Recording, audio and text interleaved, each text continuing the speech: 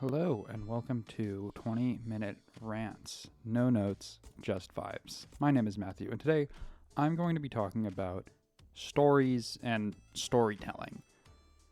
So, a lot of this thought process came from The Odyssey coming out. That came out over the past couple of days, and it got me thinking because obviously we have the debate of book versus movie, which is better, and it all, to me, comes down to context of the story that you're telling and how you want to tell it.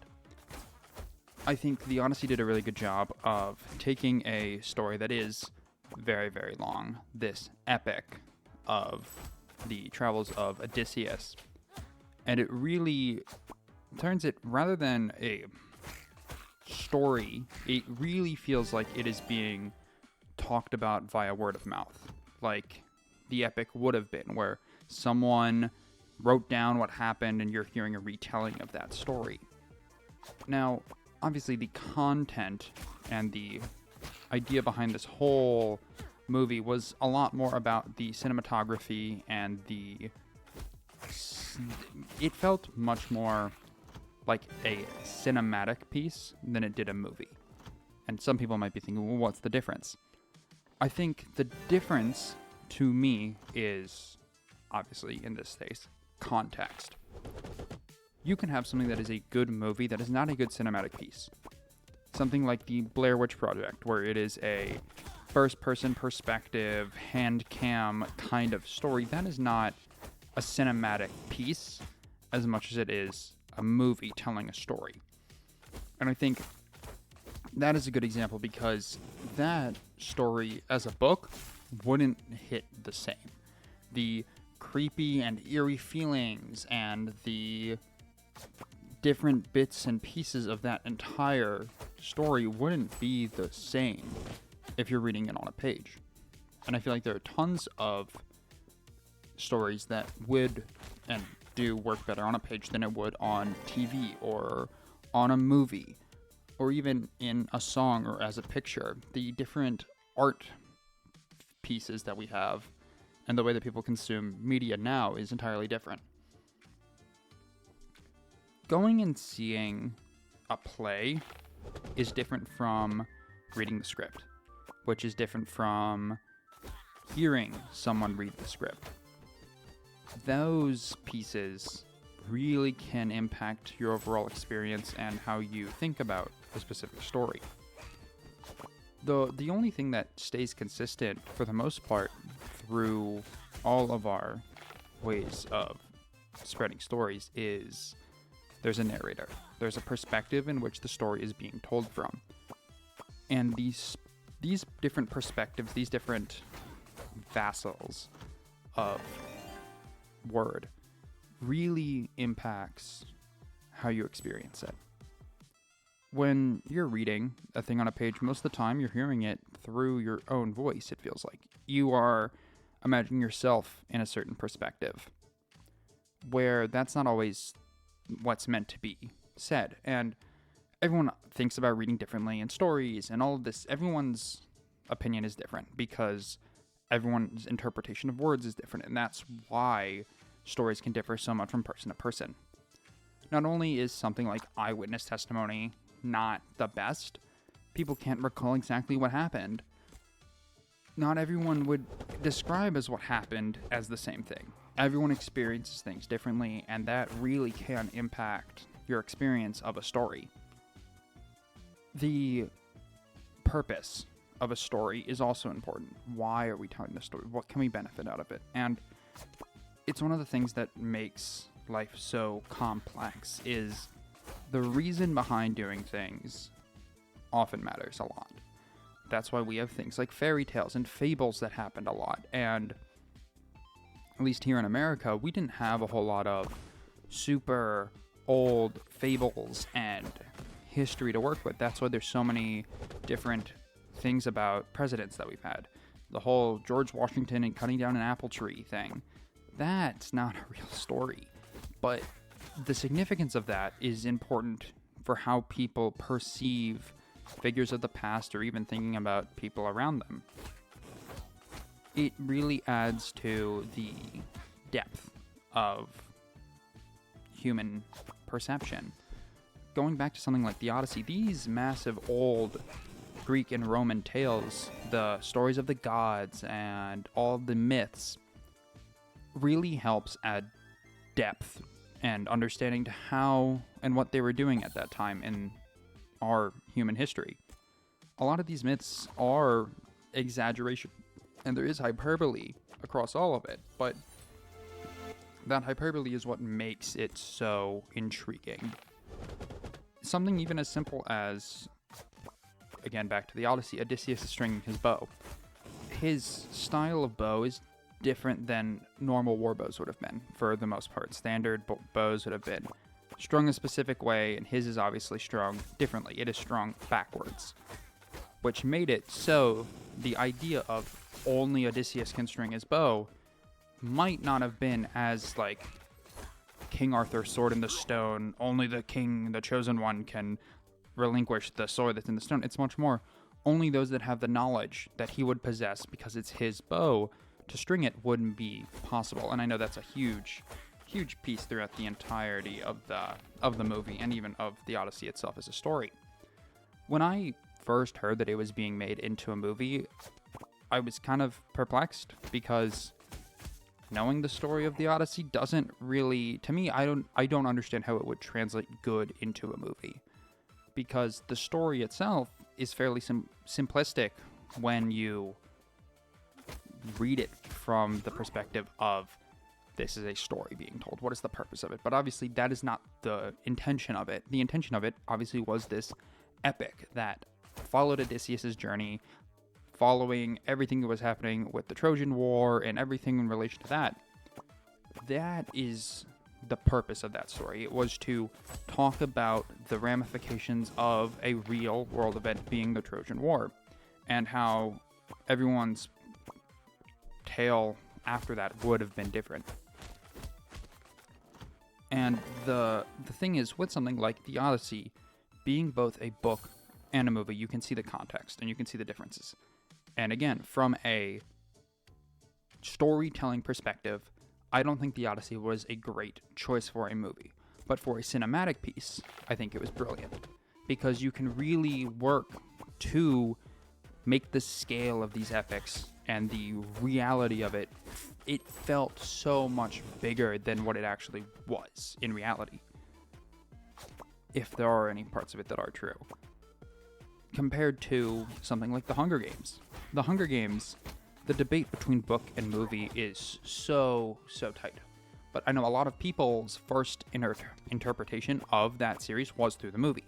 That's what they're comfortable with. But that, again, is an interpretation on its own, which is different from yours would have been had you read the book, if you read the book.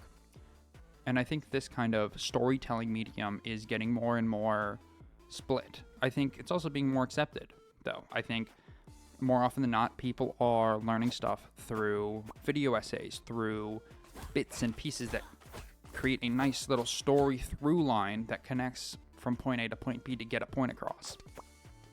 Whereas if you told some people, sit down, read a history book, they're not gonna enjoy that. But if you tell them a great story about, again, in this case, the Odyssey, it's much better than sitting and reading for some people. But medium choice is always important, and I think that is what makes you feel a specific way through media. For something like The Boys, feeling the first scene where A-Train runs straight through the girlfriend is shocking. It is a feeling, because everything goes from perfectly normal to all of a sudden the world is flipped on its head. And the zoom and the facial expression and the blood splatter all add to make this a moment that you will remember, just as it would have been remembered from the character had that been a real event that happened. It is immense for the perspective of telling a story, to make sure that what your goal and what your point is clear. Obviously, it's not fairy tale, itsy bitty, itsy bitsy spider climbed up the water spout. It's nothing like that. But even stories that you tell about your day or about something that happened in the past, there's always a certain framework that works best for people to really receive that well. Even conversation. Conversation is a story in itself. And I think the world almost runs on those stories. People want a new adventure. Oh, a new thing I can retell. Oh, look at this thing that I did. I went skydiving. How can this now be something I tell others about? Because the things that happen in day-to-day life that aren't talked about, to most people are mundane, are boring. But sometimes those mundane things is what makes your understanding of stories so much more interesting. Looking at it from the perspective of reading versus writing versus hearing versus seeing, the different way that we will interpret different stories comes so much through that medium. I think that theater is something that is a dying art, but it's so insightful because the stories that can be told in that manner, you get a insight into a world or into a person's mindset, and you can see and you connect to different bits. I feel like you connect with theater so much more being in person because you're right there. You can connect because you can almost make it feel like they're real people going through a real thing happening in front of you. Whereas a movie, I don't know how easy it is to connect with a raccoon fighting in space against gods, right? And though that doesn't make the story any less it doesn't make it any less enjoyable. These grand schemes being a real part of people now is super important. I think the depth that's added from understanding and communicating about it, that's the thing that is one of my favorite bits about watching movies or watching a theater show with other people is when I'm done, we can talk about it. Oh, how did you interpret this? Oh, what was this piece? Oh, how was that? And you're seeing that so much more now with reaction content. People want to see how others react and see other people's opinions on the same story that they've seen before. That can be anything, like I said, from music to sporting events. It's still a story that is being played out. And the context of which a story is told makes the story better. Reading about someone going on a quest to do anything, really, but you can make a long, epic bit, and you can really use a bunch of fun and intense words to liven it up and make it feel so much more real when there in reality is nothing happening. And I think that is part of the human brain, how it works. Sometimes a walk in the nighttime all by yourself can seem so much more sketchy than it actually is, because you start to pick up on more things. The quiet whisper of the wind brushing past, you hear cars driving past in the distance on a far enough away highway where you can't see it, but you know it's there. You have the moon shining down on different parts, the shadows of the leaves blowing in the wind changing. Even right there, that story, that picture that I've painted is entirely different when you're reading it versus when you're seeing it, because that interpretation is entirely different. This really adds to depth, and there's some stories that can only be told in certain mediums. Romeo and Juliet is so much better as a performance because you can really make it feel. And every time that you've read something like Romeo and Juliet, even if you read it once, the best stories are the stories that even when you know the ending, you hope it's not true. You know Romeo and Juliet are going to die in the end of it, but in a good enough performance, there's a part of you that just hopes they don't. You don't want it to end the way you know it's going to end. And that form of storytelling is so rare. That feeling is priceless in the right context. when you go back and watch Avengers Infinity War, you know what the ending is now. But the first time when it initially happens, it's such an utter shock. And part of you, when you're watching it back, doesn't want it to happen. Because you know the consequences that are going to happen from the future movies. You know the backlash that happens. But you don't want it to happen. That form of doubt and misery is what makes a really good story perfect. And the difference between a movie and a TV show comes down to how much do the characters matter. How much do you need the individual characters to grow over a period of time? Now, there's obviously some shows like Parks and Rec or Grey's Anatomy and things where the actual characters themselves don't change a whole lot, but it's more about how they react to different situations and the small progressive growth over a period of time. Something like South Park, no one cares about the character development. You know who the characters are, and you're going to see how they react to specific things. Which is entirely different to a movie where it's the story that's important. A movie like The Prestige. The two main characters have the same kind of overall philosophy, and their battle of wits is done through magic. And their entire different philosophies on how once they find their shared ability, I'm just gonna try not to spoil the movie, but the way that they both handle the same exact situation shows and really makes you understand the characters more than previously. Where sometimes in a show that is 10, 12 episodes long, where you need to see every single episode to see how a character progresses and grows and reacts to specific situations. One of my more favorite kind of tropes when it comes to shows or media that relates to time travel is when it's only one character. And the one character can see alternate futures and makes what they believe is the best decision. And as the reader, you get to see all the other outcomes and you get to understand, well, why would they make this decision? Okay, well, it helps someone not die. Yeah, that's probably a good one. But you don't think of the fact that they're stripping the other people of their opportunity to choose.